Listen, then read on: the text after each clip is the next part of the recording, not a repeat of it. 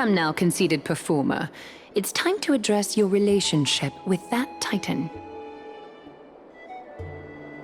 What if I refuse? Provocation will only tip Talantan's scales further toward your demise. There's no need to go to such lengths. Oh, monster neither human nor divine. Don't forget that you won't dare kill me. If you snuff out the core flame of reason, what else can you use to stand against the Council? Do you two mind if I cut in? I warned you. Do not interrupt me. I just have been meaning to ask. Does death really matter to you? What do you mean? What I mean is, before I implanted the core flame into your heart, you were already a silent, cold corpse.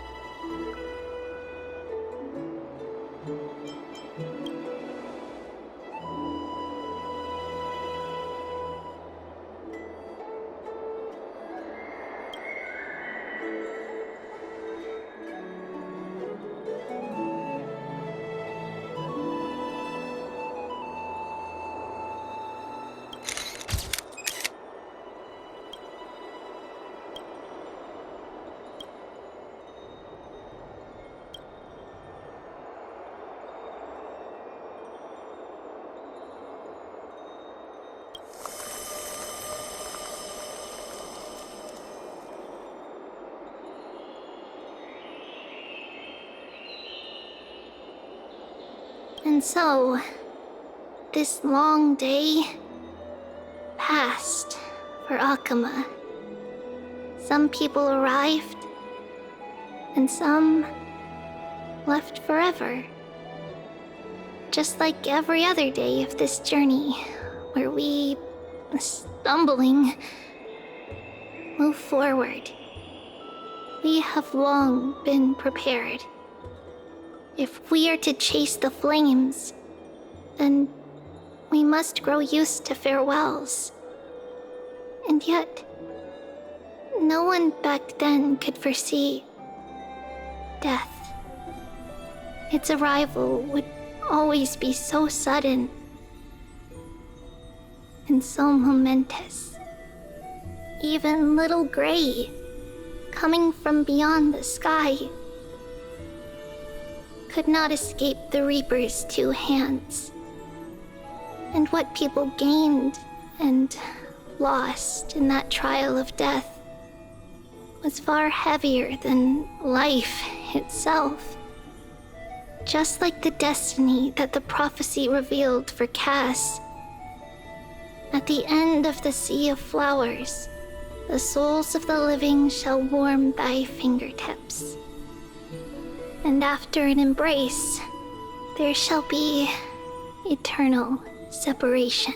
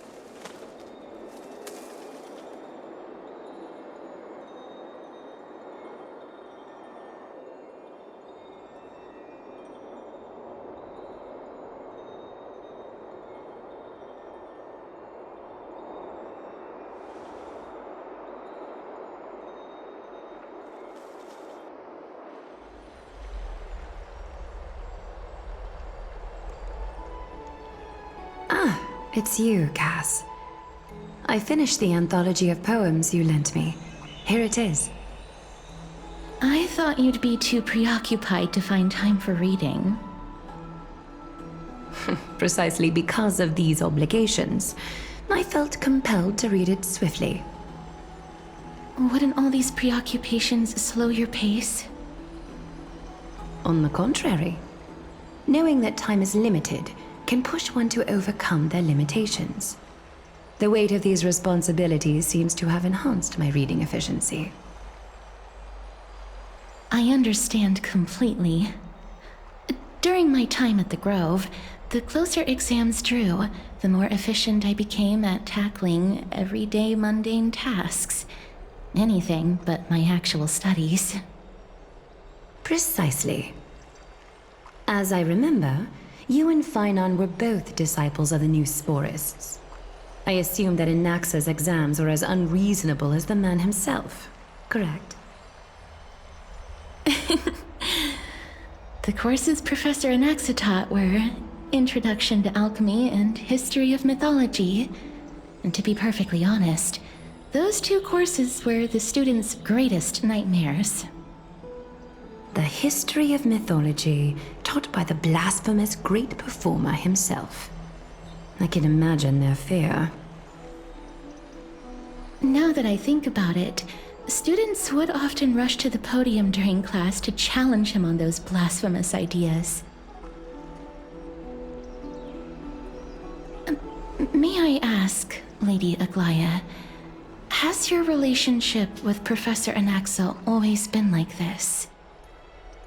He openly dismisses people's faith and questions the very justification of the Flame Chase journey. Our positions have been destined to be at odds. While you were studying there, I assume you must have heard of his nickname. Dromus draped in finery? As I see it, this nickname is more of an insult to the Dromas. Despite his insufferable arrogance, I do hold a certain respect for his nature as a scholar. To remain true to his principles, he is unafraid to stand opposed to the world, and that requires considerable resolve. Anaxagoras' life is almost like a satire. As a Chrysos heir, he refuses to heed the prophecy, while he disrespects the gods. The gods have chosen him. He was indeed chosen by Circes. Is something weighing on you, Cass? The golden thread is quivering. I sense there's more to this exchange than idle chatter. With all due respect, I'd like to know what you plan to do with him. In light of his assistance in the battle against the Flame Reaver, I am willing to grant him some time to find a way to remove the core flame.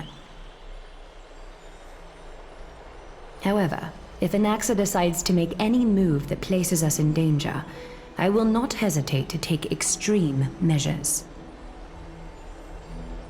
Just as I feared. The Flame Chase journey is the destined path for the Chrysos heirs. Yet he now seems more like an empty shell. Given his strong sense of self-respect, I trust that Anaxagoras will make the right decision. Still, I can't help but hope for another possibility. Perhaps Anaxa will also overcome his limitations, now that he knows time is limited. I understand your stance. Let's continue this discussion another time. But now, let's greet our guest. You're here. Does this mean you're ready to take on Orynyx's trial?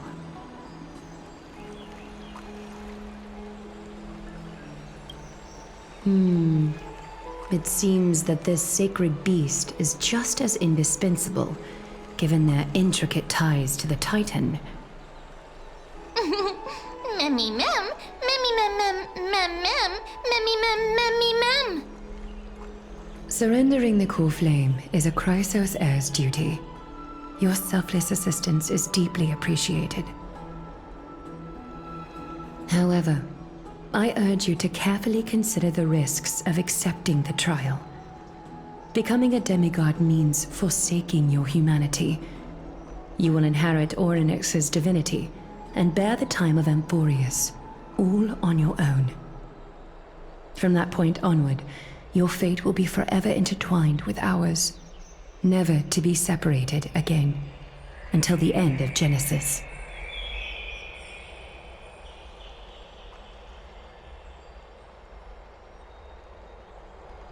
On the contrary, you are the only one who qualifies to attain divinity. Yet, for that very reason, I do not wish to pressure you. It's exceedingly rare to find a capable Chrysos heir.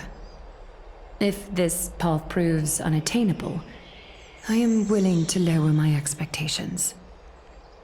There are still many priests of Yanissopolis and their descendants in the city. If I'm left with no other option, I'll try to find someone worthy among them.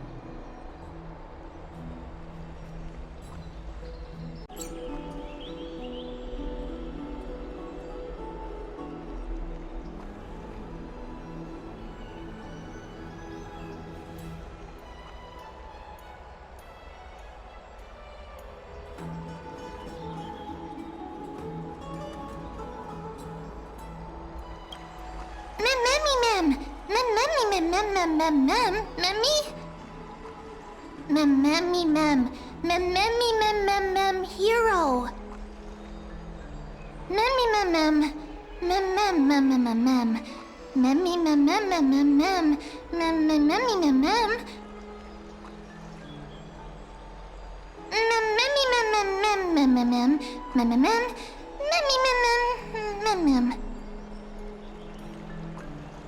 It looks like you know that Titan rather well.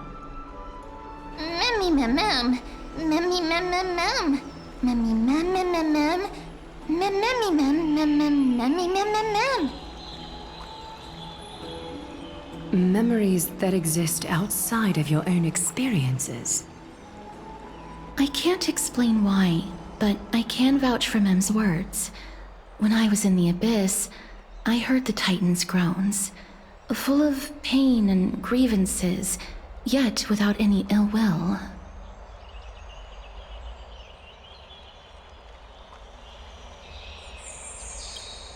Since you've made your decision, go back to the bath chamber and get some rest. Trinem will call for you when the ceremony is ready.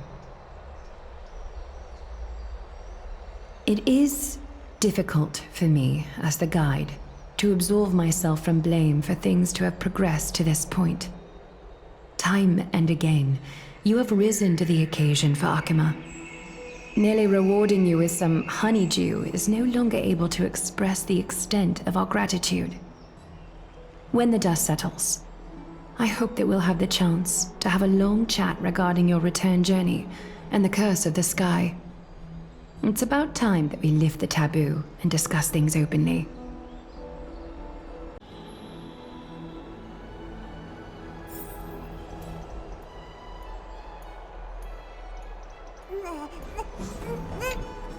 Miss, may everything go well for you and Mem.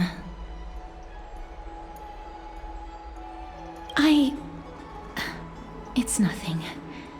I only came to discuss some matters with Lady Aglaya. Previously, I lent her an anthology of poems that Lady Trianne had gifted to me. Tracing back, this anthology was something left for Lady Trianne by a bard before their passing.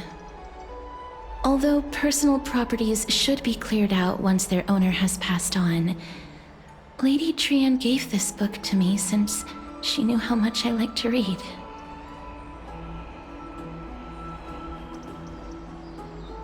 It just contains an allegory. In a faraway land, in a city known as Styxia, a dragon corrupted by the black tide descended one day, swooping upon the city like death itself. It swallowed the princess of the city whole before it was suppressed. After taking down the evil dragon, the warriors discovered that the princess's life had already met its end. Overwhelmed by grief, the queen hired an alchemist to resurrect the princess using the dragon's flesh and blood. However, having lost memories of her previous life, the resurrected princess turned into an evil dragon herself and wreaked havoc on the city. As a result, the prosperous Styxia met its demise.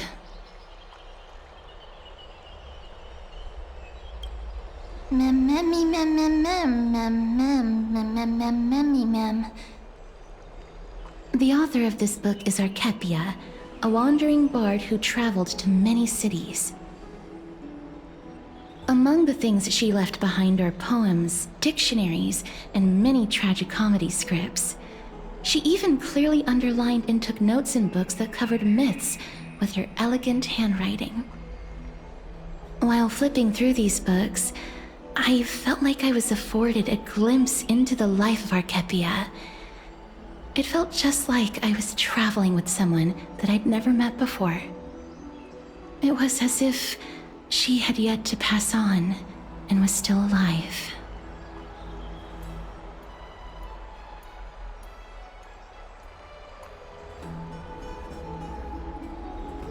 That's right. Writing, drawing, and taking photographs. It seems like human nature to try and leave records of things. Speaking of taking photographs, when I was helping you to take the photo previously, I did not look through the photos in your photo stone out of courtesy. But I'm also very curious about the story of the Rosy Celestial Maiden. Despite having visited many cities in Amphorius, I still understand nothing about the world beyond the sky. If there is an opportunity... Forget it. Let's talk about this in the future. For now, I only hope that you'll be able to complete the trial safely and obtain Orynyx's blessing.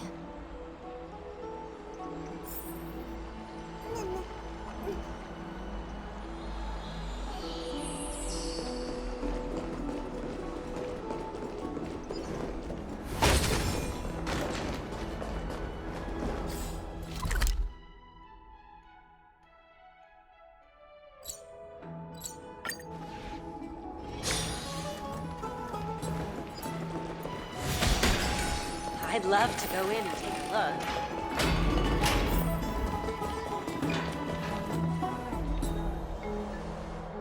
That's right.